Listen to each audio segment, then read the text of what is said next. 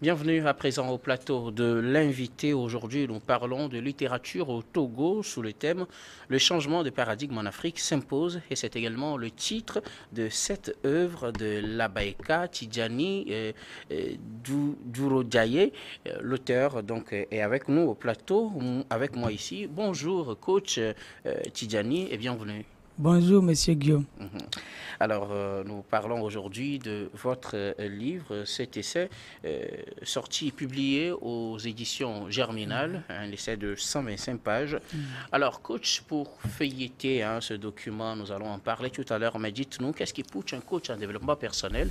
Je rappelle d'ailleurs que vous êtes coach en développement personnel, auteur, coach en développement personnel. Alors, qu'est-ce qui vous pousse plutôt à écrire une œuvre, un essai critique sur le développement du continent africain plutôt que d'écrire un document sur le développement personnel?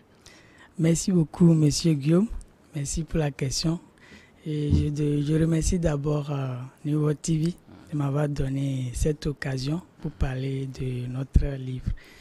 Effectivement, je suis coach en développement personnel et ce qui m'a poussé à écrire ce livre sur le développement de l'Afrique, c'est parce que quand j'étais en année de doctorat en coaching intégral, et nous avons étudié l'identité africaine. Vous voyez. Donc, en étudiant l'identité africaine, on m'a fait comprendre que notre continent est le continent qui regorge le plus de ressources naturelles. Et au même moment, on taxe notre continent d'un continent pauvre, ou bien d'un continent des peuples pauvres. C'est ce qui m'a tiqué et je me suis dit comment un continent qui regorge de nombreuses ressources naturelles peut être taxé de continent pauvre. Ça veut dire qu'il y a quelque chose qui ne va pas. Et dans mes recherches, j'ai compris que le souci se trouve dans notre mental.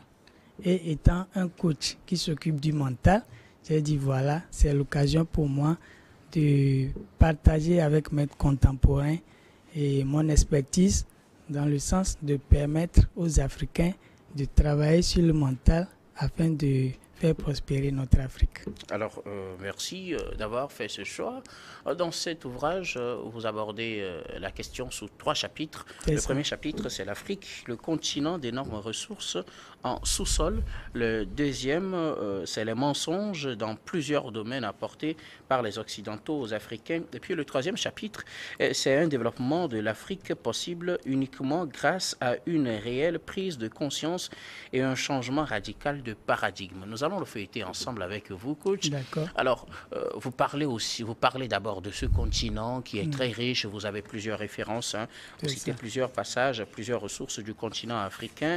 Je vais vous lire quelques passages et vous laisser le temps de commenter. Vous dites par exemple, à la page 18, elle possède 78% de réserves mondiales de diamants, 89% de platine, dont la moitié de la production est utilisée par l'industrie automobile, 81% de chrome, 61% de manganèse, 69% de cobalt, 20% de la production mondiale d'uranium, 90% des réserves de platinoïdes, 80% de coltan, 70% de tantale, 40% de réserves aurifères et 10% de réserves pétrolières. Ça, c'est un survol de quelques ressources qu'on retrouve sur le continent.